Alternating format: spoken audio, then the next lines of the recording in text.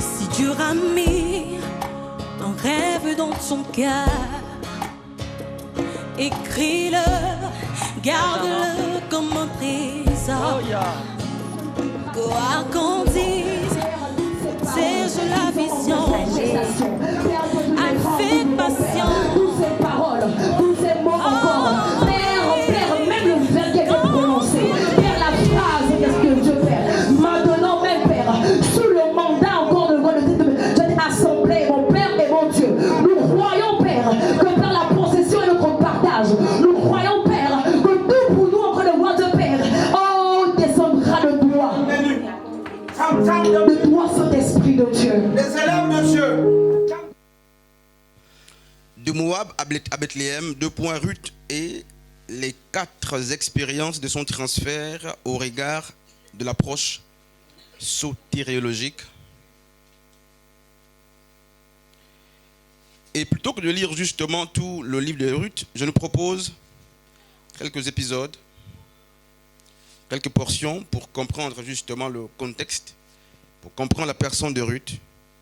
Alors Ruth chapitre 1er,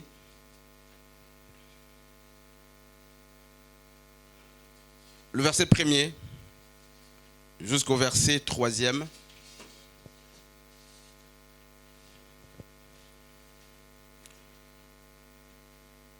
Je vais lire.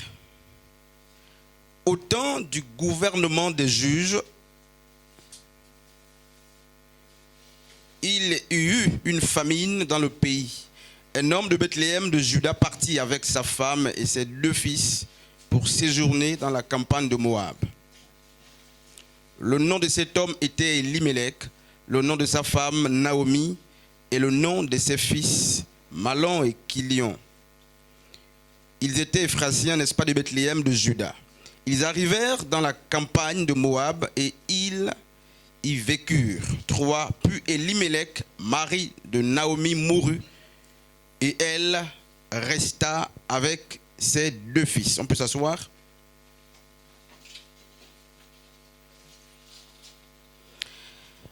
Alors, Ruth chapitre 3, le verset 17. Je vais lire. Elle dit, il m'a donné 6 mesures d'orge en me disant, ne retourne pas à vide vers ta belle-mère.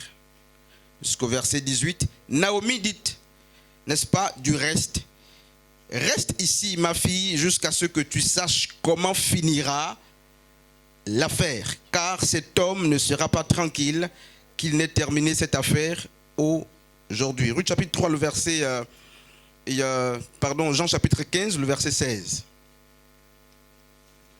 Jean chapitre 15.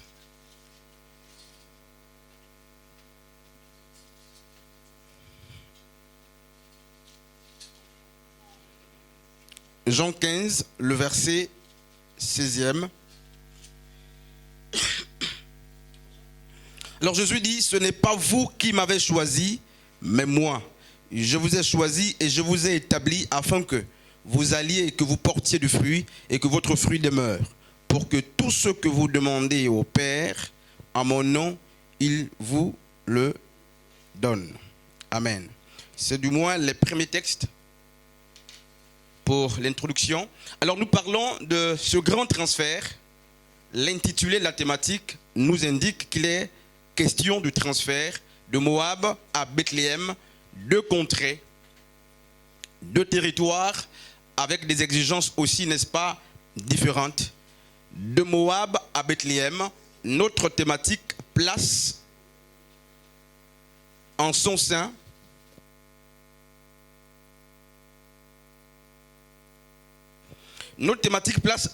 un personnage très important. C'est la personne, n'est-ce pas, de Ruth, qu'il nous faut comprendre dès aujourd'hui jusqu'à, n'est-ce pas, l'épuisement de la thématique. De Moab à Bethléem. Alors je vais très vite pour placer les choses dans leur contexte parce que j'ai 2 thématiques, n'est-ce pas, à développer, donc 2 sous-thématiques à développer. Nous verrons n'est-ce pas, l'expérience souveraine. Et nous collerons à cette dernière l'expérience prophétique. Je crois que c'est comme ça que c'est intitulé dans votre tableau. Donc, pas le temps à perdre pour le contexte. Je vais situer vite les choses.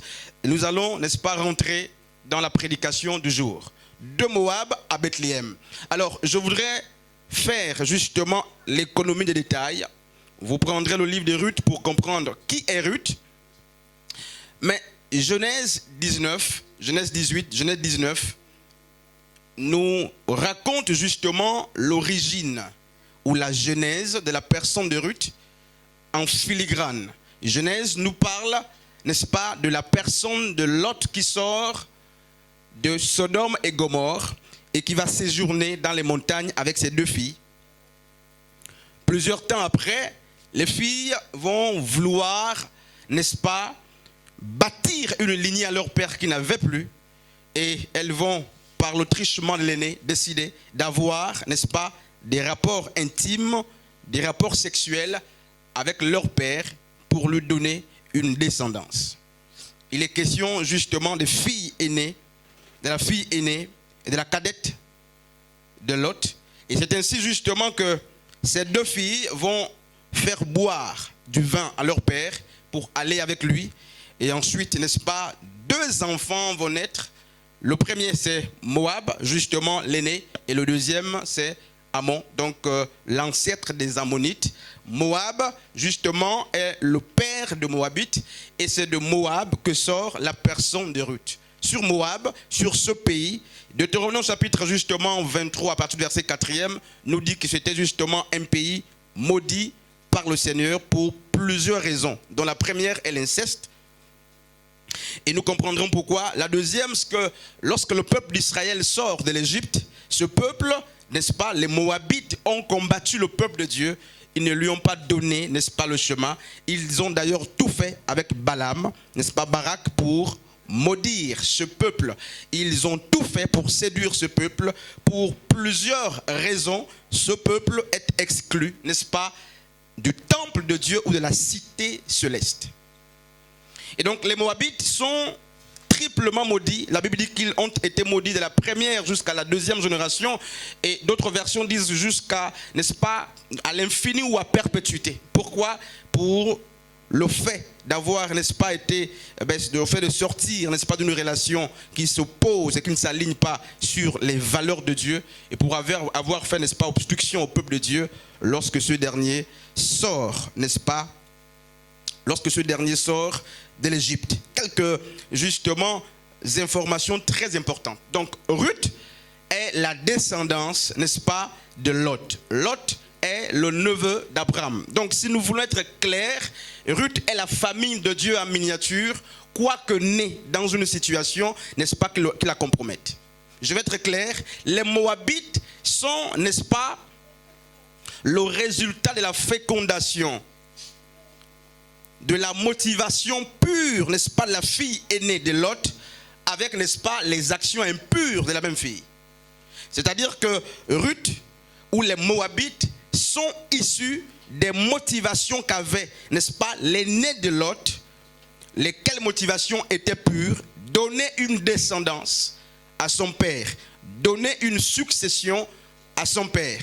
Mais à cette bonne motivation, à cette pure motivation, l'aîné, donc la fille de, n'est-ce pas, Lot, va, plutôt que de choisir d'aligner sur ses bonnes motivations les choses pures pour arriver à ses fins, mais elle va additionner à sa bonne motivation des mauvaises actions pour arriver à ses fins. Et je mets un point ici. C'est comme beaucoup aussi parmi nous, justement, animés par des bonnes motivations. Ils vont féconder leur bonne motivation aux mauvaises pratiques. Comme maman Ashley vient de nous le dire, avoir un emploi est une bonne motivation, mais soudoyer, payer les gens pour avoir l'emploi devient une fausseté. Avoir un mari est une bonne motivation, mais des actions, n'est-ce pas, de sorcellerie autour qui vous amènent à avoir un mari deviennent, n'est-ce pas, des choses qui ne s'alignent pas sur ce que Dieu veut. Donc frère, au matin de la prédication, pendant que nous sommes en train de poser les bases, j'aimerais qu'on comprenne que les Moabites sont la conséquence, n'est-ce pas, ou la coordination des bonnes motivations avec, n'est-ce pas, des mauvaises pratiques. c'est le résultat, n'est-ce pas, de ceux qui ont des bonnes intentions, qui veulent devenir d'une manière pure, qui ont des bonnes idées, mais qui ajoutent à ces idées les pratiques, n'est-ce pas, honteuses. Et je veux justement qu'on garde à l'esprit cette définition. Les Moabites sont, n'est-ce pas, la fécondation des bonnes actions ou des bonnes motivations additionnées aux mauvaises pratiques. Et donc les Moabites étaient maudits par le Seigneur. Ce peuple se tenait très loin de Dieu, du peuple de Dieu, et il a reçu non seulement de Dieu l'interdiction de rentrer à Jérusalem, de séjourner, n'est-ce pas, dans la cité de Dieu, même Moïse a maudit ce peuple. Alors il se passe que le temps de la famine va souffler dans une ville appelée Bethléem. Michée 5 a déjà prophétisé sur cette ville en disant justement que le Messie naîtrait de cette ville. Mais avant la naissance du Messie, cette ville dont le nom signifie, n'est-ce pas, maison du pain, a manqué de nourrir, n'est-ce pas, sa population. C'est donc dans un contexte de famine observé dans une ville dont prophétiquement le nom dit maison du pain, que la famille, n'est-ce pas, d'Elimelech va quitter cette maison du pain à cause du temps de sécheresse. Sa famille et lui quittent justement la terre sur laquelle Dieu les a placés, une terre bénie, une terre de providence sur laquelle les paroles prophétiques ont été, n'est-ce pas, prononcées pour aller désormais séjourner auprès d'un peuple totalement maudit. Et je sais que les prédicateurs nous diront, s'il est bon ou s'il est mauvais, n'est-ce pas, de quitter la maison du pain, même lorsque le pain manque. Bethléem signifie maison du pain, mais le pain a manqué à Bethléem, et c'est ainsi justement que le peuple de Dieu va quitter cette contrée pour aller séjourner ailleurs. Naomi, son mari et ses 2 enfants. Alors l'histoire nous fait comprendre que 10 ans après, aucune des belles filles n'a donné un petit-fils, n'est-ce pas, à Naomi, encore moins à son mari. 10 ans après, ces détails sont très importants pour la suite de la prédication. Et après plusieurs années, dit-on 10 ans, Naomi apprend justement la restauration de Bethléem. Comme quoi, n'est-ce pas, les choses qui portent une destinée ou des paroles prophétiques peuvent sécher pour un temps, mais le temps pour elles de fleurir arrive toujours. Après plusieurs années de souffrance, de faim, le peuple de Bethléem, n'est-ce pas, voit une rosée, une pluie, un soleil qui tombe sur lui. Naomi a l'information ou la nouvelle selon laquelle la ville desséchée, la ville affamée est désormais restaurée. Et elle va décider naturellement de regagner sa famille, de regagner justement son peuple, de regagner, n'est-ce pas, sa ville. Malheureusement, le moment où elle choisit de rentrer chez elle, elle a tout perdu. Elle a perdu non pas les belles filles, mais elle a déjà perdu, n'est-ce pas, ses 2 fils. Elle a déjà perdu justement son mari. Comment s'appelle un de ses fils?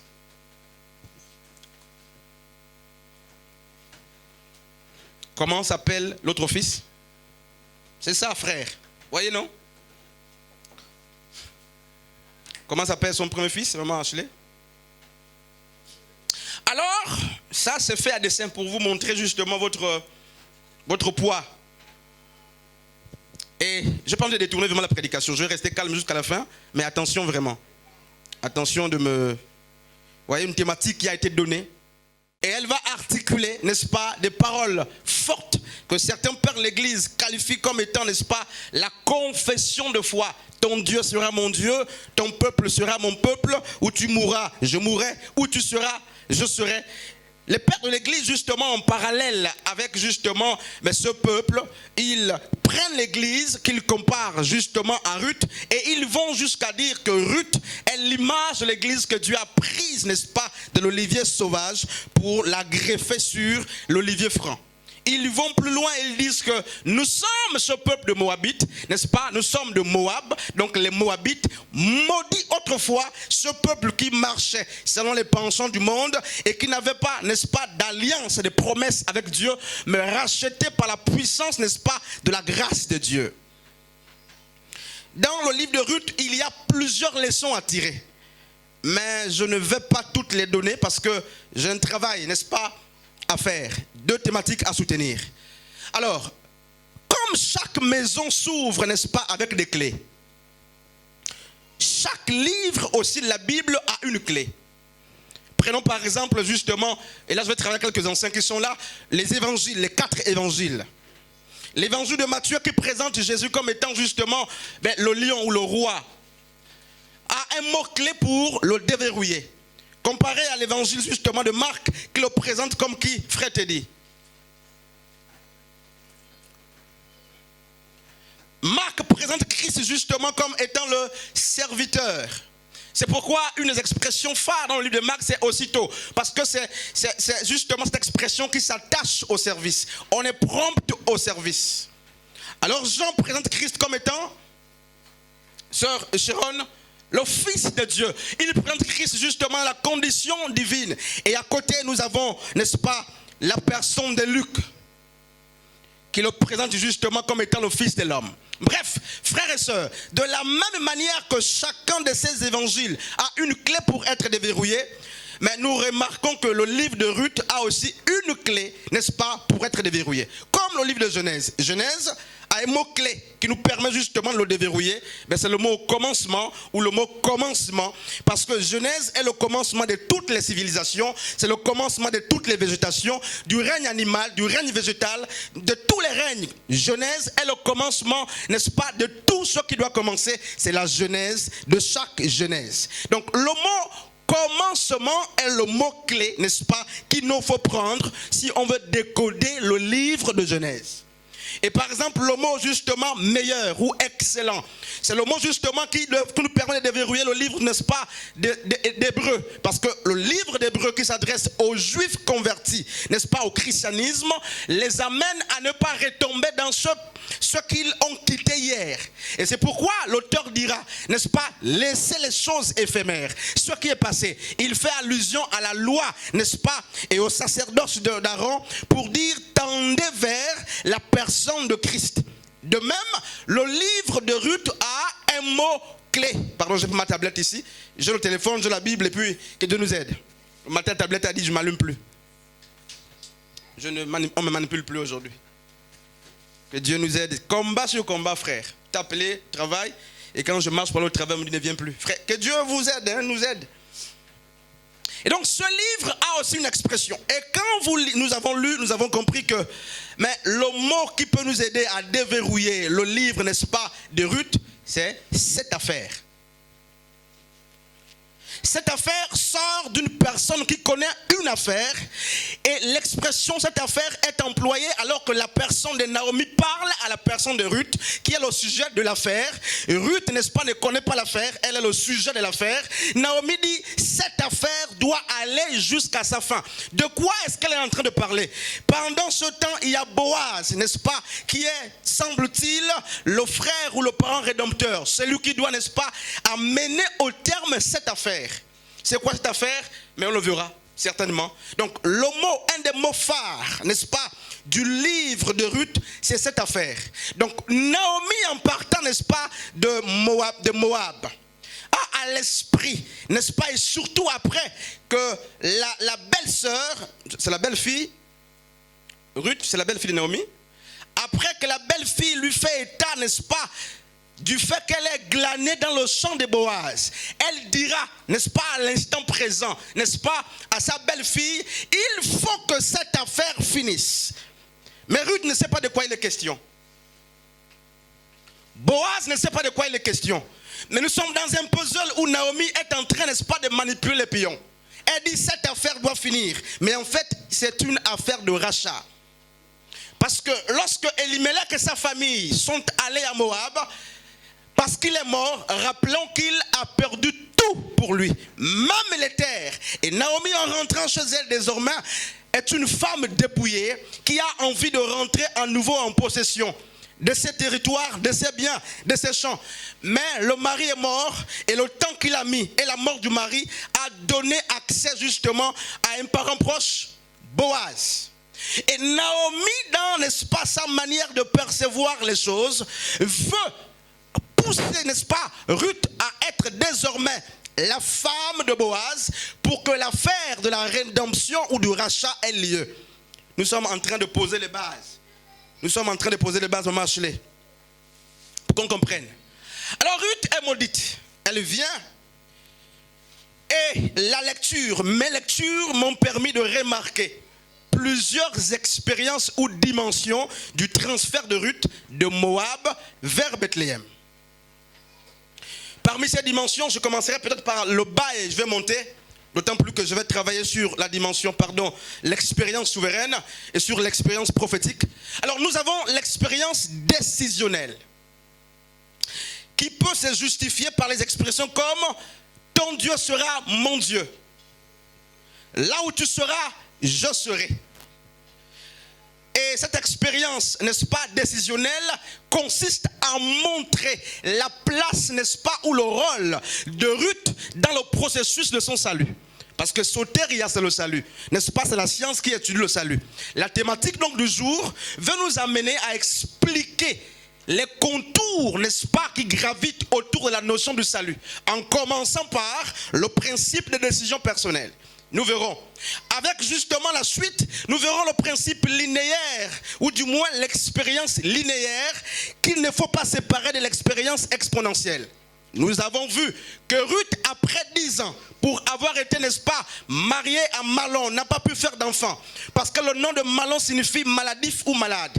Il a fallu qu'elle se mette avec un homme opposé à son mari Boaz, dont le nom signifie homme fort, homme capable, pour qu'elle soit capable d'enfanter. 10 ans après, 10 ans de sa vie, elle a passé 10 ans de sa vie sans aucune multiplication, que ce soit sur le plan linéaire, c'est-à-dire dans l'ordre chronologique de la multiplicité, que ce soit sur le plan justement exponentiel, dans l'ordre justement, non pas l'ordre quoi.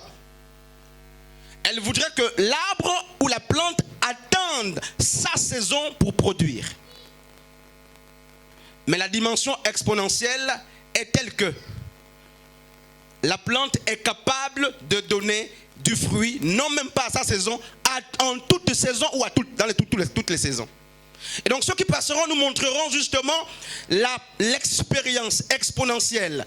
Partie de Moab, justement pour Bethléem, la terre de Bethléem amène Ruth qui a fait 10 ans sans porter un seul fruit à enfanter. D'autant plus qu'elle est, n'est-ce pas, la mère ou l'ancêtre d'Obed, ancêtre d'Isaïe, Isaïe qui va donner justement, qui va descendre la personne de David, Jésus descend de David. Donc Ruth, qui est païenne, fait partie des ancêtres de la personne de Yeshua, comme Rahab la prostituée. Ce livre nous apprend que Jésus n'était pas pur de sang. Du moins, si on prend le sang de Jésus, il était un homme qui avait tout mélangé pour, n'est-ce pas, nous enseigner sur la typologie qu'est l'Église. Jésus avait des prostituées dans sa lignée, comme Rahab qui a été prise justement à Jéricho. Jésus avait justement des personnes maudites dans sa lignée ou sa généalogie, comme la personne de Ruth. Et nous verrons, n'est-ce pas, par suite, une autre expérience, l'expérience souveraine. Et nous verrons enfin une autre expérience, l'expérience prophétique. Amen. Jean chapitre 15, le verset 16. Je voudrais qu'on lise ce texte. Qu'est-ce que Jean nous apprend? Ce n'est pas vous, n'est-ce pas? Ce n'est pas vous qui m'avez choisi. Amen.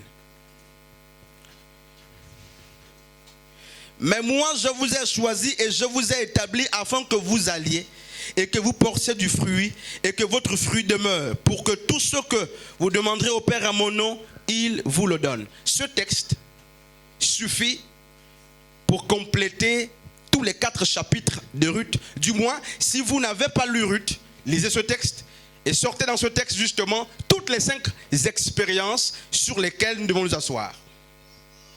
Alors, l'ancienne Anne qui enseignera sur, n'est-ce pas, l'expérience décisionnelle, nous montrera que le transfert de Ruth pour Moab, n'est-ce pas, à Bethléem est une action. Allons-y doucement. Lorsque Ruth choisit, n'est-ce pas, de suivre Naomi, les lecteurs, n'est-ce pas, linéaires, littéraires, diront ouvertement, soyez comme Ruth, parce que Ruth a décidé décidé elle-même de suivre la personne, n'est-ce pas, de Dieu ou la personne de Naomi. En prenant appui sur, n'est-ce pas, ce qui est là, en prenant appui sur les quelques expressions, les quelques mots. Mais il y a autre chose. Il y a autre chose, parce que avant que Ruth ne choisisse le Dieu d'Israël ou le Dieu de Naomi, la Bible nous apprend par Jean chapitre 15, le verset 16, que Ruth, le choix qu'elle est en train d'opérer est la conséquence du choix que Dieu a déjà opéré sur elle.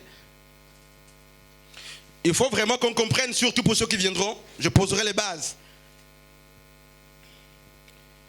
Ce n'est pas vous qui m'avez choisi, mais moi qui vous ai choisi.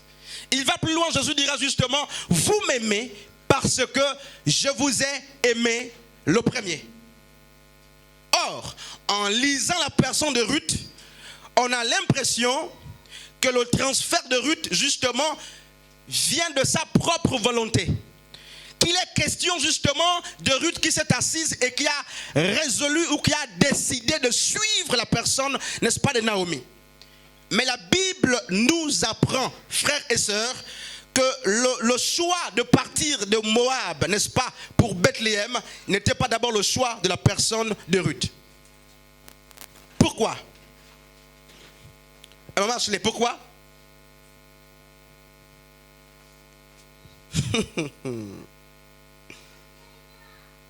Et celui qui viendra nous dire que Ruth avait décidé, il faut qu'il s'apprête pour nous dire ça clairement.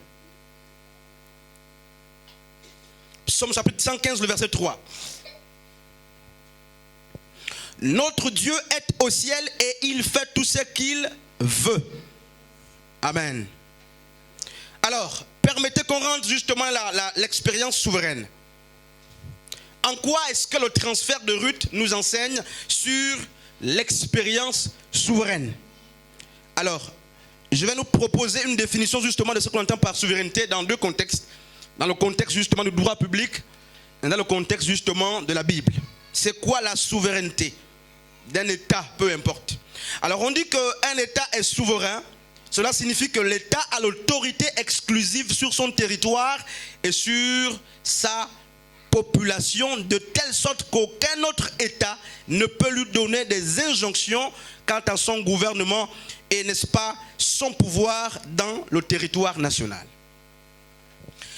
Un État est souverain lorsqu'il a l'autorité exclusive de décider sur comment gérer sa population, sur ce qu'il faut faire de sa population, sans recevoir des injonctions d'un autre peuple ou d'un autre État. Donc la souveraineté de Dieu est telle que Dieu fait ce qu'il veut sans être influencé par une circonstance, sans être influencé par un homme, par une femme, même pas par un ange, sans être influencé par votre jeûne, par votre décision, par votre prière. Je suis en train de dire quoi? Je suis en train de dire ceci pour mieux faire. Ce que Ruth n'était pas, le transfert de Ruth dans la dimension où l'expérience souveraine ne venait pas de Ruth, mais venait exclusivement de Dieu.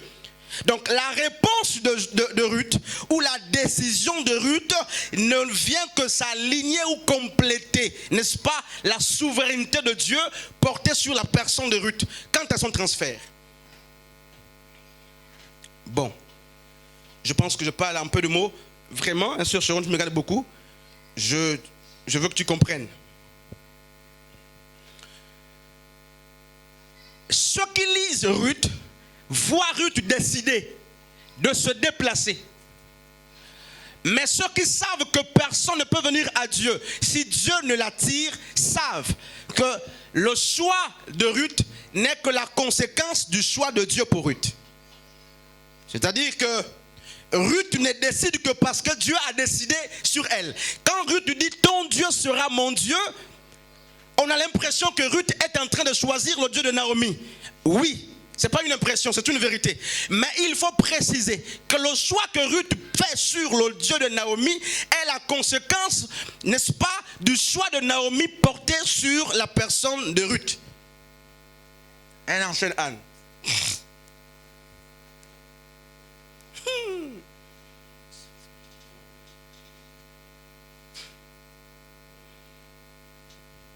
Si vous voulez, on va rester sur là.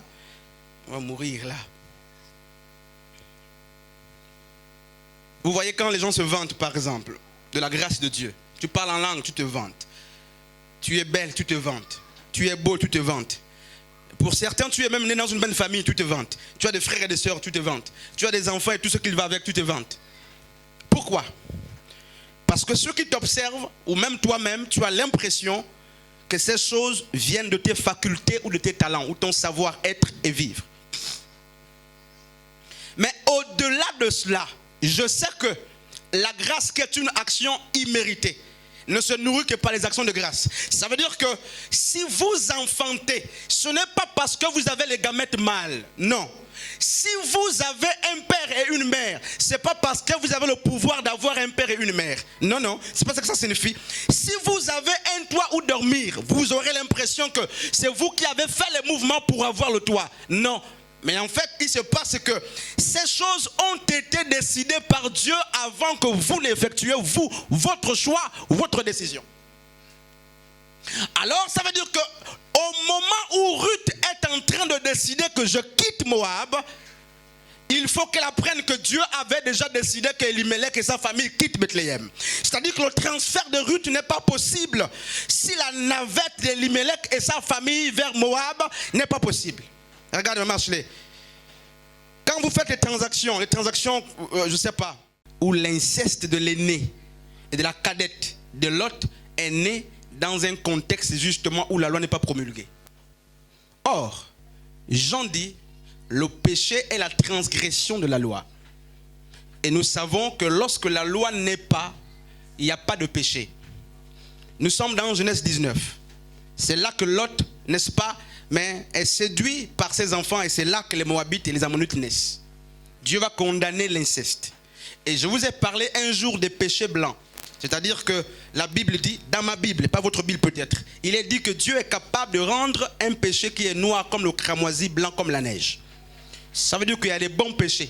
Pas bons péchés. Ça veut dire qu'il y a des péchés que Dieu prend non pas pour effacer, il les blanchit, il les arrange. Alors l'inceste justement des filles de Lot avec leur père était connu par Dieu, vu par Dieu. Dieu qui est souverain pouvait interdire, pouvait empêcher. Parce que la Bible dit justement que mais rien ne se fait sous le soleil si Dieu ne le permet. La vie et la mort n'arrivent que si Dieu ne le permet. Et Dieu permet, ou du moins assiste à l'inceste, sachant qu'un jour il blanchirait le péché commis par les enfants de Lot avec leur père pour faire naître une grand-mère ou une femme qui devait rentrer, n'est-ce pas, dans la lignée des ancêtres de la personne du Messie. Je veux dire que il ne nous faut pas maudire, n'est-ce pas, l'inceste de filles de Lot avec leur père lorsqu'on sait que l'inceste s'est produit sous le regard de Dieu.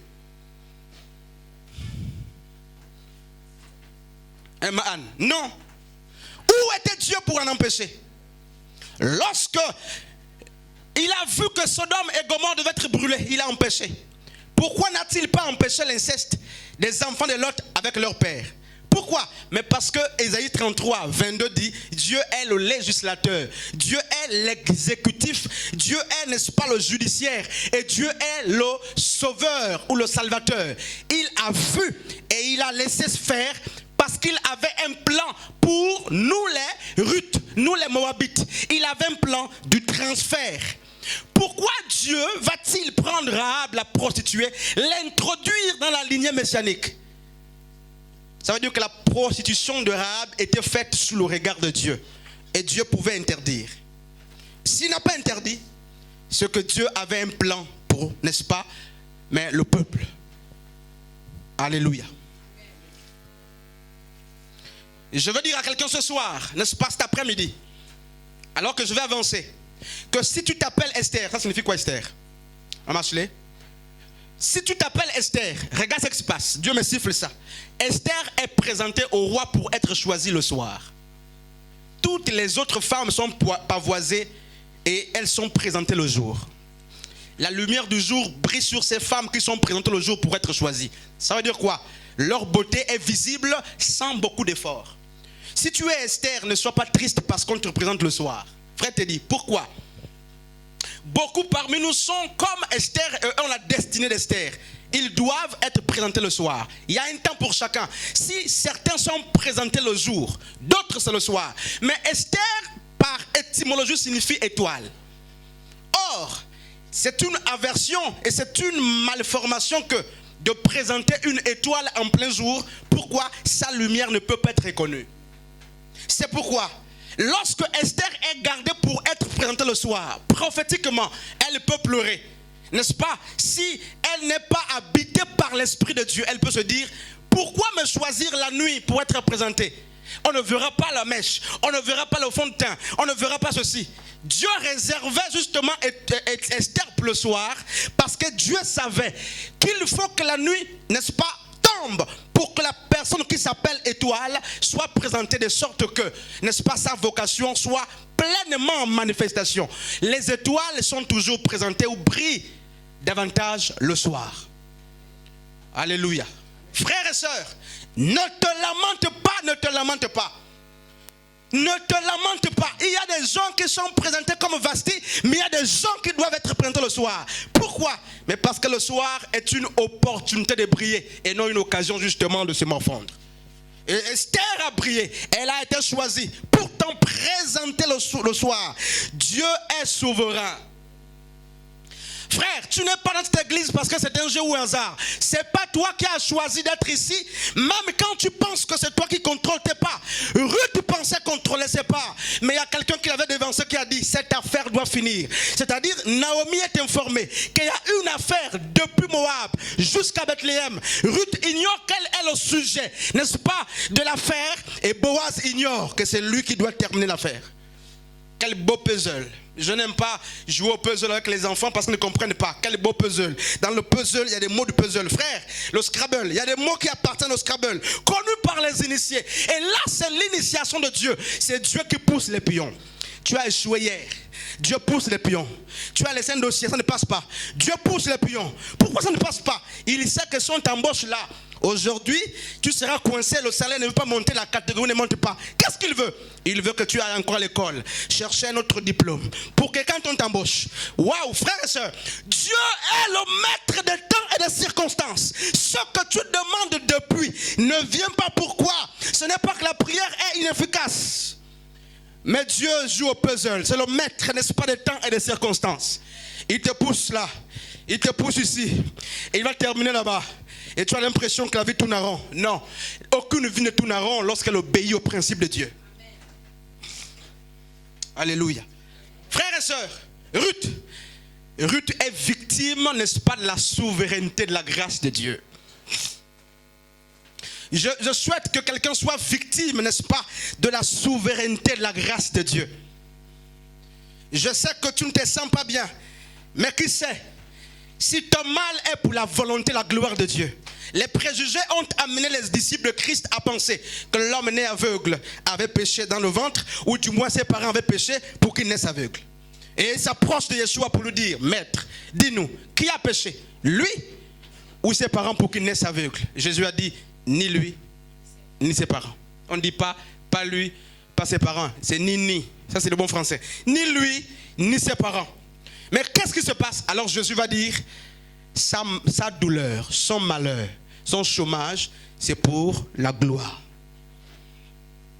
Frères et sœurs, ne vous moquez pas de Ruth, frère. Même si elle a 10 avec Malon sans avoir d'enfant. Malon signifie maladif ou malade. Dieu a prévu le contraire de Malon qui est Boaz, frère. Autant convenable, le transfert se fera. Les gens qui sont sujets de votre moquerie aujourd'hui, vous ne les verrez plus à Moab, frère. Vous les verrez à Bethléem. Et Bethléem a les conditions justement qu'on ne trouve pas Moab. Ce qui n'a pas réussi à Ruth lorsqu'elle était, n'est-ce pas, Moabite. Non, elle est restée Moabite. Ce qui n'a pas réussi à Ruth sous la terre de Moab, réussissait à Ruth sur la terre de Bethléem. Parce que chaque environnement a ses impératifs et ses exigences, frères. Frères et sœurs, moquez-vous de moi, moquez-vous de nous. Nous sommes certainement dans Moab, mais il y a un temps de transfert. Frère, un jour je serai transféré. Un jour je serai transféré. Et si j'avais fait 10 ans de stérilité, vous verrez la dimension où l'expérience est linéaire. Et si vous passez le temps, vous habituez à l'expérience linéaire, vous verrez l'expérience exponentielle. Je ferai des enfants même quand c'est la saison sèche. Ça veut dire quoi? Une plante est censée donner en sa saison, en saison de pluie. Mais nous là, nous donnerons en toutes les saisons, c'est non-stop, frère. Non-stop. On ne respecte pas les saisons. On ne respecte pas les saisons, mais la souveraineté de Dieu. J'étais sous un avocatier, je suis parti de là. Chaque moment, on priait là. Même le bailleur disait, je ne comprends plus cet avocatier. Pas de période. Vous mangez, ça vient. Vous buvez, ça vient. Il n'y avait plus de conditions pour ça, frère. Dieu, par sa volonté, vient dérégler les lois naturelles pour nous faire bénéficier, n'est-ce pas, des choses célestes. Amen. Ruth, ne crains pas. Ne jugez pas les gens selon les apparences. Frères et sœurs, à cause de ce qu'ils sont aujourd'hui. Et nous verrons justement, nous voyons une autre dimension de la souveraineté. La capacité, n'est-ce pas, de décision. Et nous l'avons vu justement dans Proverbes chapitre 16, le verset 33. Alléluia. La souveraineté de Dieu se manifeste aussi par le choix que Dieu fait. Et je disais justement que le choix de Dieu ne regarde pas ta beauté, d'où tu es né, ton ministère, ta manière d'exercer. Le choix de Dieu dans sa souveraineté regarde à Dieu lui-même. Dieu est, n'est-ce pas, le sujet ou la mesure sine qua non lorsqu'il veut porter un choix souverain sur quelqu'un. Vous vous dites, il n'est pas prêt à prêcher. Vous vous dites ça, elle n'est pas prête à chanter. Non, quand je regarde là, oui, ça c'est vous qui avez, n'est-ce pas, les principes humains. Les étalons de mesure des hommes, mais Dieu regarde à sa souveraineté, sa volonté. C'est pourquoi il appelle Judas et il le place à la trésorerie. Gère, même quand je sais que tu es voleur. Gère, c'est Dieu qui a décidé. Pierre ne peut rien dire, même s'il murmure. C'est pourquoi quand Christ est présente, la femme adultère vient avec ce parfum. Les hommes disent, mais qui est cet homme? S'il était vraiment prophète. Vous voyez ce qu'ils disent? S'il était vraiment prophète, il devait voir. Il ne pouvait pas laisser cette femme de mauvaise vie gérer. Mais est-ce qu'ils ont empêché? Ils peuvent, mais ils ne peuvent pas empêcher.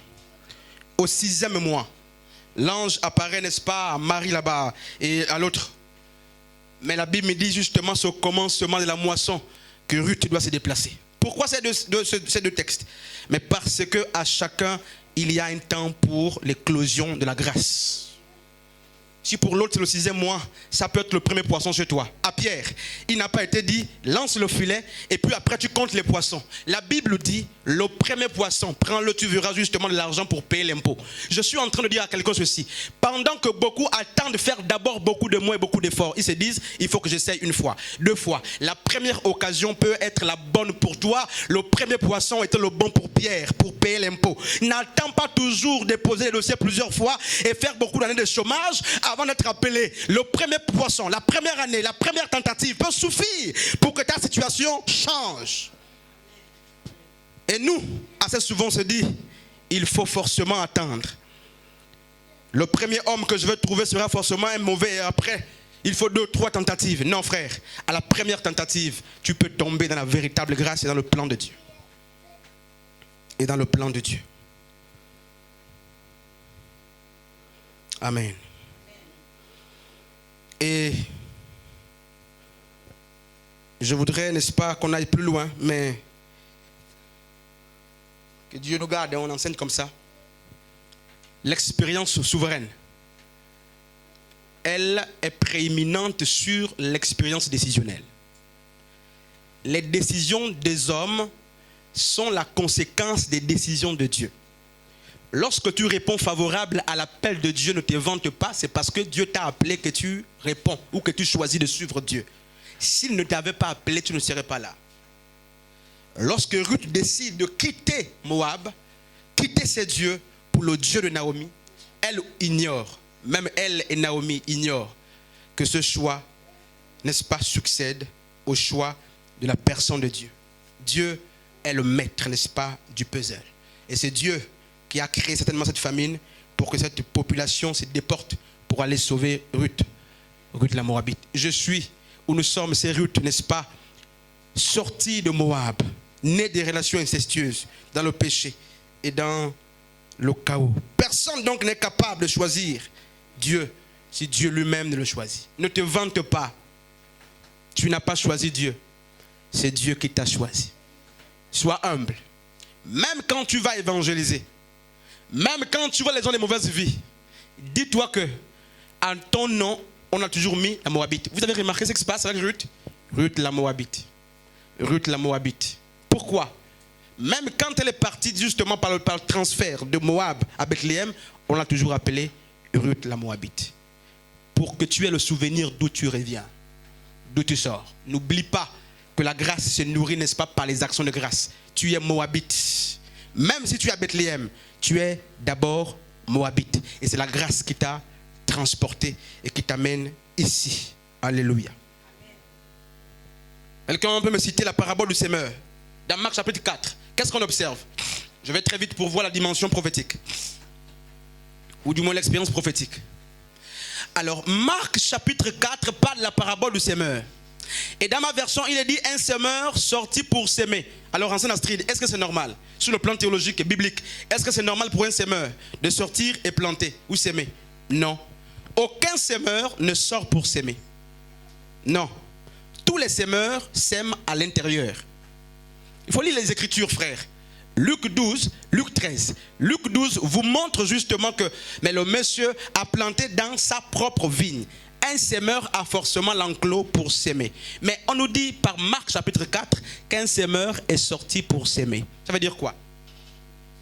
Frères et sœurs, hommes de Dieu, mes frères dans la foi, ce semeur s'est dit en lui-même, il n'est plus temps de s'aimer dans, n'est-ce pas, l'enclos.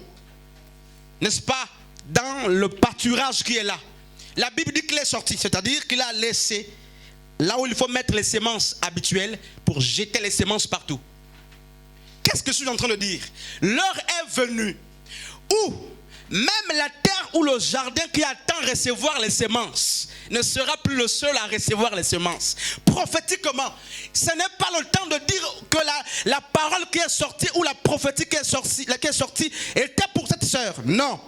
Quand on dit qu'un semeur est sorti pour s'aimer, ça veut dire qu'il n'y avait plus de respect d'identité de terrain. Il jette où il veut jeter et quelqu'un qui est prêt à prendre, prend. C'est pourquoi la parabole du semeur nous parle de plusieurs terrains.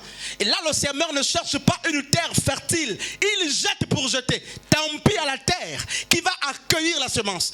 Je suis venu t'annoncer, frère, que nous sommes dans cette saison où le semeur est sorti pour s'aimer. Il jette les grâces partout. À ceux qui ont de la sensibilité et le cœur disposé, c'est eux qui recevront. C'est eux qui recevront, frère. Et c'est pourquoi on nous présente les cœurs pierreux, rocailleux, les pierres arides, les terres fertiles.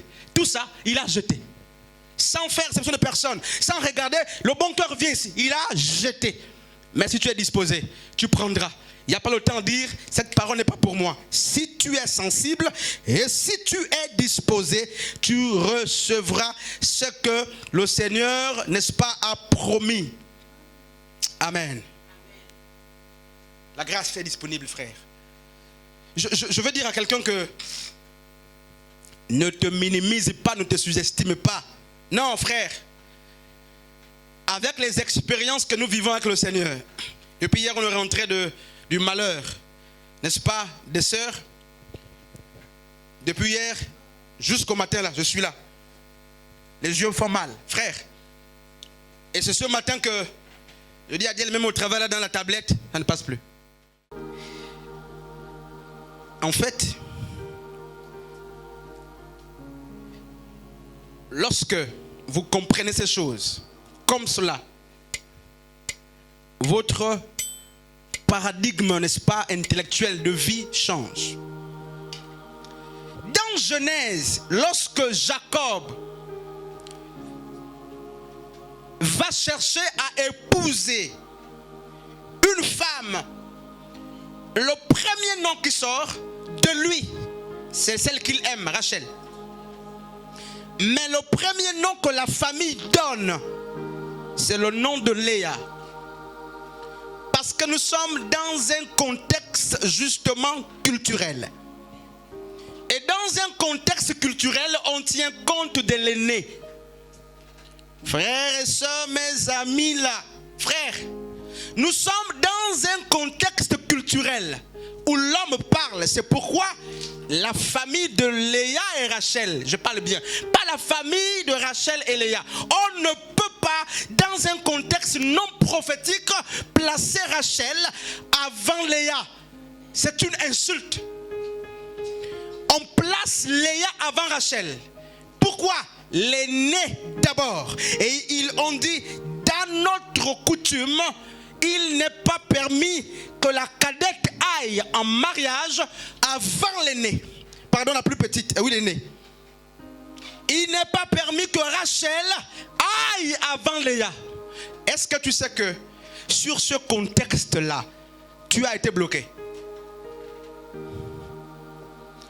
Est-ce que tu sais que jusqu'aujourd'hui, ta famille te bloque sur ce contexte? Du moins, pour ceux qui sont encore dans le contexte justement culturel, traditionnel. Si vous n'êtes pas sorti du contexte traditionnel et culturel, frère, le poids de ce contexte, n'est-ce pas, vous impose une manière de vivre. Si les parents ont dit, la petite sœur ne se marie pas avant la grande sœur, et si vous êtes toujours influencé par, n'est-ce pas, les alliances, les impératifs culturels, vous allez vivre ça. Tu crois que tu ne travailles pas là, c'est un jeu. Tu crois que tu n'es pas marié là, c'est un jeu. Chez nous, on ne se marie pas n'importe comment. Et Dieu m'a enseigné ça le matin. Chez nous, il y a 0 mariage officiel. Maman était dotée bien. Je ne connais pas dans ma famille un vrai mariage officiel. Dieu m'a enseigné ça le matin. Qu'il n'y a pas. Alors, on les a vendus ou pas, je ne sais pas. Dieu m'a dit, attention à toi, attention à toi. Mais laissez-moi ne pas parler de moi, je parle de la Bible d'abord, laissez. Mais dans le contexte prophétique, il n'est plus question de Léa et de Rachel. Si tu mets Léa et Rachel dans le contexte prophétique, on dirait que tu n'es pas un bon prédicateur. Non. Pourquoi? Alors on s'explique, frère. Ils ont dit que Ruth soit 2 personnes. Pourquoi? Mais maman Ashley, ancien, aidez-moi. Pourquoi disent-ils que nous souhaitons, c'est un souhait, donc on peut souligner, c'est un souhait, nous souhaitons que tu sois double, que tu sois, alors, Léa est celle qui avait l'infantilité, la fertilité, mais qui n'avait pas d'amour. C'est-à-dire, Léa est capable d'être l'aînée, être capable d'être, n'est-ce pas, elle est capable de donner des naissances, mais l'amour manquait. Rachel est celle qui porte l'amour, mais les enfants manquent. Mais on dit à Ruth, il te faut incarner ces 2. Ça veut dire quoi? Frères et sœurs, ça veut dire que ce peuple disait, il te faut l'amour et il te faut la fertilité. C'est-à-dire, il faut prendre la partie positive de Léa, qu'il faut additionner la partie positive de Léa, pardon, de Rachel, pour avoir Ruth. Ruth est la coordination de l'amour. Avec Boaz, Ruth était aimée. Avec Boaz, elle a eu Obed et bien d'autres personnes. Mais une chose est très importante. La grandeur que vous avez ou la prééminence que vous avez en tant qu'aîné ne peut pas aider Dieu à accomplir les plans prophétiques. Sur les plans prophétiques, c'est les choses les plus importantes qu'on place avant. Mais pourquoi Rachel et Léa n'est pas Léa et Rachel? Pourquoi, frère Henrik? C'est simple. Parce que Joseph sort de Rachel. Or, si Rachel, n'est-ce pas, ou Joseph ne règne pas en Égypte, Judas meurt. Judas sort de Léa. On ne peut pas placer Léa avant Rachel. Pourquoi? Parce que prophétiquement, c'est Joseph qui doit libérer et qui doit tout faire pour ne pas que Judas le roi meure. C'est pourquoi celle qui engendre, n'est-ce pas, Judas vient en second rang. Pourquoi? Parce que prophétiquement, Joseph est plus important que Judas. Il faut qu'il aille en Égypte. Il faut qu'il délivre pour que Judas vienne régner. Frères et sœurs, hommes et femmes de Dieu, nous sommes aussi ce peuple-là. Beaucoup sont restés justement dans le contexte, le code familial, ils sont maudits. Jusqu'aujourd'hui, même quand tu fais semblant, tu sais que ce que je dis est vrai, tu sais que votre famille a un joug et tu vis ça. Pourquoi? Le transfert. Le transfert. Même quand tu fais semblant, au fond de toi, tu sais qu'il y a une hémorragie qui frappe toute la famille. Et tu sais que ça continue de frapper. Mais ta seule prière, c'est prier pour ne pas que ça te touche. Mais regarde ce qui se passe, mon frère. Je vais finir ici. En quoi le transfert de Ruth est-il prophétique? À une expérience prophétique. Mais c'est simple. Alors ce qu'on appelle prophétie, c'est quoi? Je n'ai plus envie de regarder justement tout ce qui est écrit ici. Je n'ai pas envie de regarder justement la Bible. Mais parlons cœur à cœur. On appelle parole prophétique toutes les paroles qui sont fixées dans l'instant présent et qui doivent faire, n'est-ce pas, leur cours dans les moments à venir. C'est-à-dire, une parole devient prophétique lorsqu'elle est plantée dans le temps présent et lorsqu'elle a des répercussions, n'est-ce pas, dans le temps futur. Mais c'est parce que Ruth n'était pas au pied des prophètes. Ruth n'était pas dans un tabernacle. Ruth, par la foi, a, n'est-ce pas, foulé aux pieds les lois, les normes et les règles naturelles de la malédiction. Elle n'a pas cherché quelqu'un pour imposer les mains. Son cas est très particulier. La foi n'a pas besoin de frontières ethniques ou nationales. Alors c'est parce que Ruth rentre justement dans les desseins de Dieu sur le plan prophétique à cause des paroles du peuple et des paroles justement des anciens. Que se passe-t-il? Jean dit, je souhaite que tu prospères à tous égards. Alors, maman, sur le cas de prophétiser sur ta vie. Regardez, qui a prophétisé sur ta vie? Vite. Quelqu'un? Chaque jour, nous ratons l'occasion justement d'être prophétique. Parce que nous voulons que les prophètes des églises prophétisent.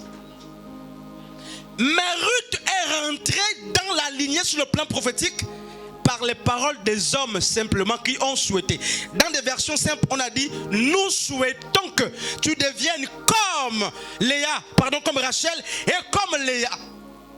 Et Dieu a pris les choix des hommes pour les fixer dans sa souveraineté. Et plus tard, ce qu'ils ont souhaité s'est accompli. Je mets un point ici. Peut-être que tu cherches qu'un homme barbu parle. Mais ici on dit le peuple. C'est-à-dire, c'est tout le monde qui a souhaité, qui a parlé sur la vie de Ruth. Et Dieu a pris ces paroles pour en faire un programme prophétique. C'est pourquoi ne joue pas avec les paroles. Frère, les paroles de Dieu ou le programme prophétique de Dieu n'obéit pas à l'ainsi dit l'Éternel. Je vais mieux dire, Dieu n'a pas besoin de formules prophétiques pour formuler à votre égard un programme prophétique. Lorsqu'un homme te dit paix et grâce, ça peut décanter tous les problèmes que tu avais hier. Lorsqu'un homme te dit bonne année, cette parole peut être prise pour en faire un programme prophétique. Le souhait du peuple et des anciens à l'endroit de Ruth a été pris par Dieu et fixé comme programme prophétique. C'est pourquoi ceux qui le comprennent savent que la vie se nourrit par les paroles. Homme de Dieu, femme de Dieu, ne néglige aucune parole prophétique ou positive, encore moins négative, professée à ton égard. Ne regarde pas le vase que Dieu utilise pour te parler. Ça peut ne pas être sur l'estrade, mais à côté de toi, lorsque le frère te dira que Dieu te bénisse, Dieu peut en prendre et en faire un programme prophétique. Le problème de Ruth, c'est qu'elle est restée là. Et ce que les gens ont souhaité est devenu prophétique. Non pas qu'ils ont forcément prophétisé. La Bible dit qu'ils ont souhaité, mais Dieu en a pris pour faire un programme prophétique. Toutes les paroles qui ont été annoncées sur toi, sur le voyage, sur la promotion, sur le gouvernement, sur les études, l'autorité. Si tu crois, frères et sœurs, si tu crois, ces paroles peuvent être prises comme des programmes prophétiques qui auront un impact dans ta vie. Mais aujourd'hui, l'église n'est pas comme Ruth. L'église, quand elle a un problème, on court vers l'église. Mais pourquoi la parole du voisin, soit bénie, est négligée? Pourquoi la parole, n'est-ce pas, des anciens, soit bénie, est négligée? Pourquoi la parole du peuple, soit bénie, est négligée? La parole de ton chef, merci infiniment, que Dieu te bénisse. Pourquoi c'est négligé, frère? Un jour, Jésus est mort. On l'a pris, on l'a mis dans un tombeau. Tu sais pourquoi? Maman Ashley, Jésus est mis dans un tombeau simplement pour deux raisons théologiques. La première, pour ne pas que le corps soit volé. Mais surtout, la deuxième, les hommes étaient témoins des paroles qu'il avait prophétées de son vivant. Il a dit, de même que Jonas fut, n'est-ce pas, fut 3 jours et 3 nuits dans le ventre du poisson, le Fils de l'homme fera 3 jours et 3 nuits dans le ventre de la terre, au cœur de la terre. Les hommes qui avaient écouté et qui étaient témoins de ces paroles ont mis la parole dans la tombe. Waouh! Jean chapitre 1er parle de Yeshua comme la parole. Apocalypse dit son nom est la parole. Ce jour-là, ils ont enterré la parole. Et il fallait surveiller la parole. Mais comme l'eau, la parole trouve toujours des chemins pour sortir. Ce gars-là, qu'est-ce qu'on a dit sur toi? On a dit justement que la souveraineté de Dieu ne peut pas s'influencer par les saisons. Aucune saison, même si elle est variable, ne peut modifier les décrets de Dieu à ton sujet. Parce que ce que Dieu dit, c'est comme des règles qu'il a fixées. Moi, je crois. Si tu ne crois pas avec moi, je suis d'accord avec moi-même pour croire que tout ce qui a été prophétisé sur ma vie s'accomplira au nom de Yeshua. Frère, j'aurai des grandes maisons. Je vous dis, écoutez comment je parle, frère. Des grandes voitures, un grand ministère. Ça, je te le dis, le monde se dégrade. Les paroles prophétiques ne se dégradent pas, mais à mesure que le temps passe, elles se fixent. Elles se fixent, frère. La vie et la mort sont au pouvoir de la langue. Ce que tu penses, c'est ce que tu es. Proverbe dit, tel l'homme pense, tel il est. Léa ou Rachel? Rachel et Léa, c'est pas Léa et Rachel. Si hier, les interdits, n'est-ce pas, de l'éthique familiale disaient que tu ne pouvais pas aller avant un tel, sur le plan prophétique, tu as arraché le droit de naissance. Le transfert de Ruth pour Moab, n'est-ce pas, de Moab pour Bethléem, n'est pas possible si Elimelech n'est pas parti de Bethléem pour Moab. 5 dimensions ou 5 expériences. L'expérience exponentielle. Tu produiras même si ce n'est pas ta saison. L'expérience linéaire. Tu produiras en ta saison. L'expérience justement décisionnelle. Tu décides dans l'instant présent. Les hommes te voient décider, mais ils oublient que ton choix et ta décision s'alignent sur le choix et la décision de Dieu. Tu es la conséquence de la souveraineté de Dieu. L'expérience justement prophétique est telle que toutes les paroles souhaitées à ton égard, lorsqu'elles trouvent une sensibilité et une terre fertile, elles peuvent devenir un programme prophétique à ton sujet. J'ai dit toutes les paroles, peu importe justement de qui elles sont sorties. Et l'expérience souveraine.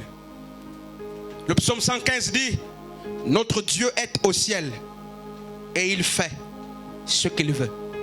Je suis victime de la grâce de Dieu. Pardon s'il te plaît. Pardon s'il te plaît. J'ai envie de partir de l'estrade. Mais cette pensée monte dans mon cœur. Je suis victime de la grâce de Dieu. De la même manière que Marie a été troublée à cause de la bonne nouvelle. Cette année, ce ne sont pas les mauvaises nouvelles qui vont te troubler. Cette année, je crois et je prophétise, n'est-ce pas, que les bonnes nouvelles vont te troubler. Tu seras victime de l'abondance, des bonnes nouvelles. Le temps est venu où les transferts doivent être effectifs. Mais il faut glaner. Il faut être disposé. Il faut être sensible. Il faut être sensible. Rachel est celle qui est aimée. Léa est celle qui produit. On a dit que tu dois être comme Rachel et Léa. La combinaison, n'est-ce pas, de l'infantilité, n'est-ce pas, de la fertilité, pardon, et de l'amour. Boaz, c'est l'inverse de Mahlon. Si en 10 ans, sur le territoire de Moab, Mahlon ne t'a donné aucun fruit, frère, en une année, tu produiras d'une manière exponentielle. Ce qui pouvait être fait, n'est-ce pas, les fruits que tu pouvais porter en 10 ans, que tu n'as pas pu porter, tu les porteras en une journée, en 2 jours, en 3 jours. C'est ça la dimension exponentielle. Je vous ai établi. Dieu t'a fixé. Et tu es dans le rendez-vous, le programme de Dieu. Le programme prophétique de Dieu. Qu'est-ce qu'on a dit à ton sujet? Qu'est-ce qu'on a dit à ton sujet? Alléluia. Aide-moi à chanter ce chant, s'il te plaît.